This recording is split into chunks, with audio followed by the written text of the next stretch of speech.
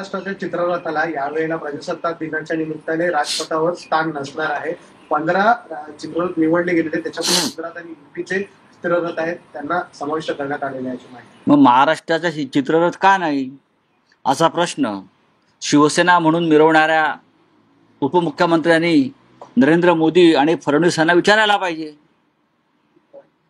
शिवसेना आम्ही विचारलेत प्रश्न याआधी, आम्ही एकत्र असताना विचारलेले आहेत.